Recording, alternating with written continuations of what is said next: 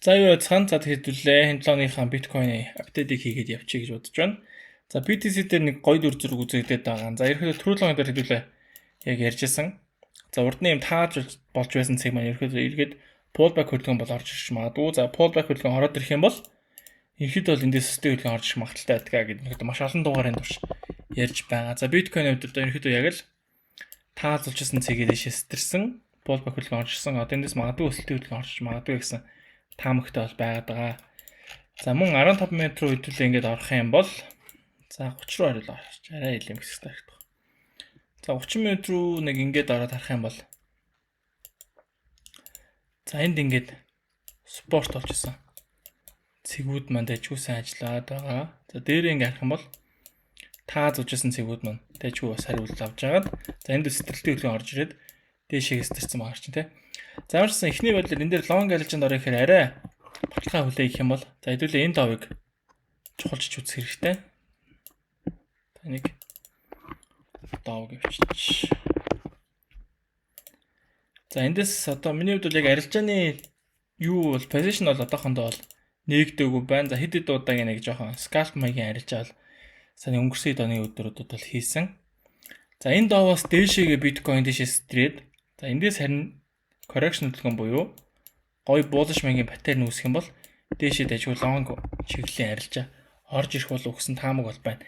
За мөн өнөөдөр бол 5-ны өдөр за 11 байна уу 12-ны өдөр CPI мэдээ гарна. За мэдээж CPI мэдээ бол зах зээлд чухал нөлөө үзүүлэн за тэр мэдээ энэ төр бол ингээд энэ хавцаа ингээд гарч чулуу гэж таамаглаж байна. За мөн CPI мэдээж буураад гараад ирэх юм бол за 18-ны өдөр юу байгаа вэ гэхээр Fed interest rate буюу за төв банкны бодлогын үгээ бууруулахгүй гэдэг асуудлын мэдээ гарч ирнэ. За ерхэд бол бодлогын үгээ бууруулж магадгүй гэдэг мэдээ өнгөрсөн 7 хоногт тэрний 7 хоногийн өмнөх за Powell-ийн бас нэг хурал дээр ярьсан яриан дээр бол бодлогыг бууруулах магадaltaй гэж юм ярьсан. За түүнтэй холбоотой ерөнхийдөө бол 18-ыг бол нэлээд bullish маягийн мэдээ гарч ирээд өсөлт орж ирэх болов гэсэн ерөнхийдөө эерэг хүлээлттэй зах зээл дээр бол ажидын үүсчихсэн байгаа. За тэгэхээр за миний хувьд бол мэдээж дэшээ long арилжаа харж байгаа. За яагаад long арилжаа харж байгаа гэхээр мэдээж яг энэ дүр зургаараа яг л энд гоё үүсцэн дэшээ нэг паттерн үүснүү дэшээ сэтэрж байна.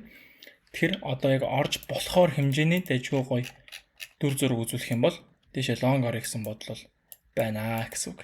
За тэгэхээр нэгдээд биткойн дээр хүлээлтэх юм бол за юм байна. За эндээс ихэд яаж арилжаанд орох вэ гэхэд хэдүүлээ бас яг адилхан. За доо дэшээ стрээд bullish паттерн үүсчих юм бол bullish паттернийхаа стрэлтэн дээрээс нь long арилжааны хийгээд за паттернийхаа доор stop loss-ыг байршуулна. За илүү risk entry хийнэ гэх юм бол за паттерны шалан дээрээс long арилжаанд ороод за support resistance болж байгаа. Чухал бүсийнхаа зооныхаа доор stop loss-ыг байршуулад дээшээгээ TP. Ихэдөө TP open маягийн арилжаа хий гэсэн бодлол наяхан жоохон swing маягийн арилжаа хийчих сонирхол бол ихэдөө байгаад байгаа. За тэгэхээр биткойн дээр бол яг иймэрхүү дүр зургийг хүлээж байна. За USDT dominance-ийн хувьд бол ерөнхийдөө бас хэдүүлэн биткойн дээр нэлээд bullish маягийн дүр зургийг үзүүлээд байгаа.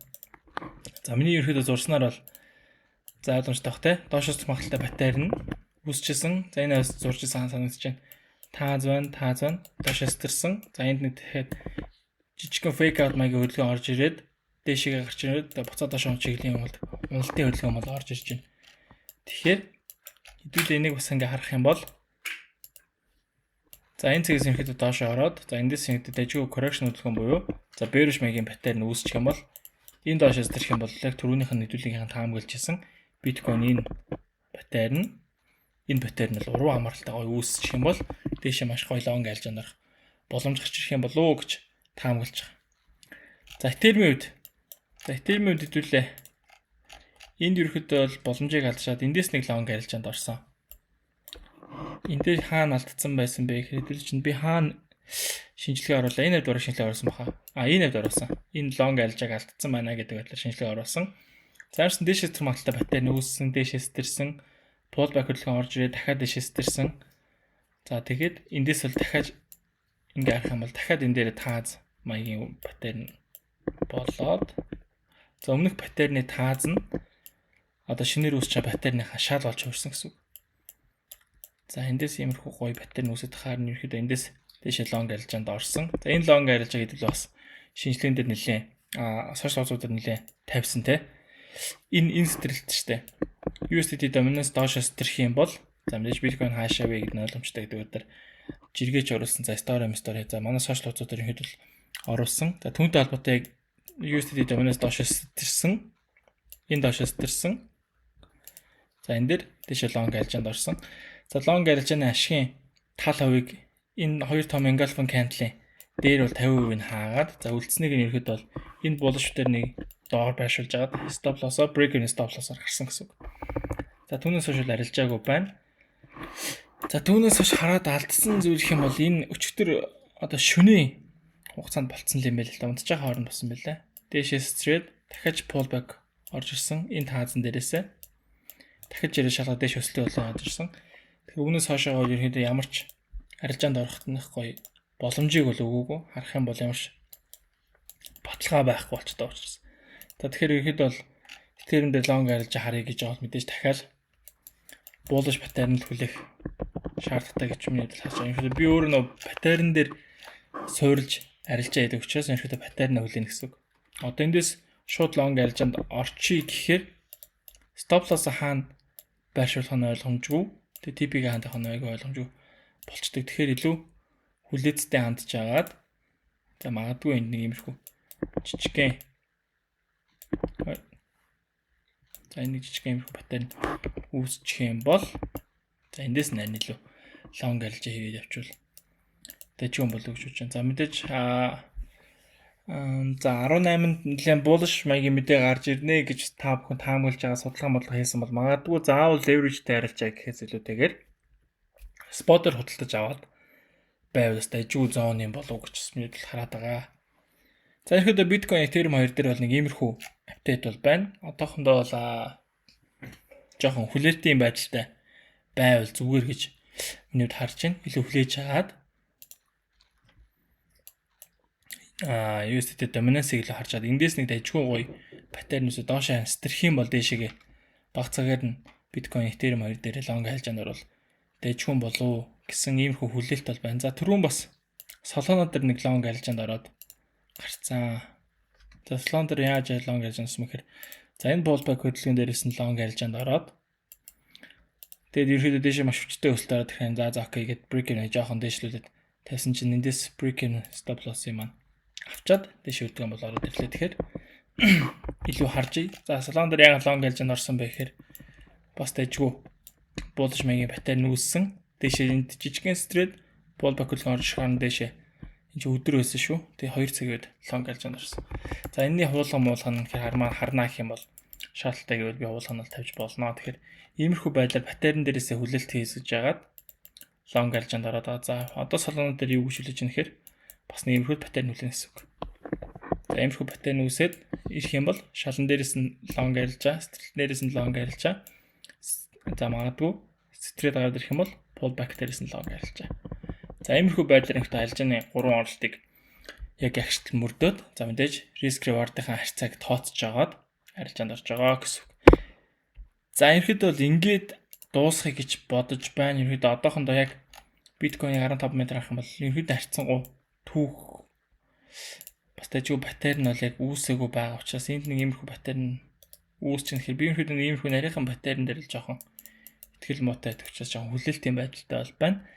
За мөн бас манайхыг дэмждэг доор байгаа манай харилцагч байгууллагууд дээр бүртгэлтэй хүмүүс байгаа бол за нэг XM broker-тэй хамтраад за нэг иймэрхүү giveaway-г манай хүмүүст өгөөч гэсэн за ямарсан $500 баажтал өгсөн. За та бүх яаж орох вэ гэхээр giveaway уралдаан зарлаж байгаа. За тэгэхээр энэ байгаа линкийг би одоо энэ YouTube-ийн доор байгаа description хэсгээр оруулчихъя. За 14-ний хугацаанд та бүхэн энэ линкээр орж бүртгүүлээд за 0.5 лотын арилжаа хийх юм бол за энэ 0.5 лотын арилжаа хийсэн хүмүүс дундаас рандомор сонгоод 3 хэрэглэгчд нь $100 шагналыг бол өгье гэж ярилцсан байгаа. За энэ ингээ $300-ын бол ингээ 3 хэрэглэгчтэй өгье. $200 яах вэ гэхээр аль хэдийн хэрэглэгч болцсон хүмүүс байгаад байгаа шүү дээ. Тэгэхээр аль хэдийн хэрэглэгч болцсон XM хэрэглэдэг хүмүүс байвал за шинээр MT4 MT5 ч юм стандарт дансыг сонгож аваад шин данс үүсэн гэсэн. Шин данс үүсэн доор нь партнер код гэж оруулалт юм билэ. Партнер код дээр нь за энэ кодыг оруулах юм бол за манай giveaway-ийн уралдаанд орж болно гэсэн үг. Тэгэхээр энэ кодыг оруулсан дансаараа мөн 0.5 лотын арилжаа хийж чадах юм бол за тэр арилжаа хийсэн хүмүүс дундаасаа рандом байдлаар $200-ыг нь 2 хүнд $100 нөхчий гэсэн бодол бол байгаа.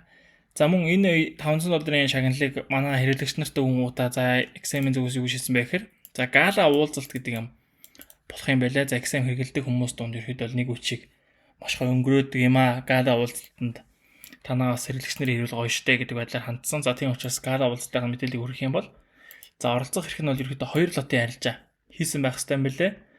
За 2 лотын арилжаа хийчих юм бол ерөөдөө суглаатай. За дээр нь гала концертанд орох боломжтой болно. За 4 лот ба түүнээс дээш лотоор арилжаа хийх юм бол за илүү VIP хэсэгт суунд за дээр нь бас нэмэлт цуглаатай юм билээ.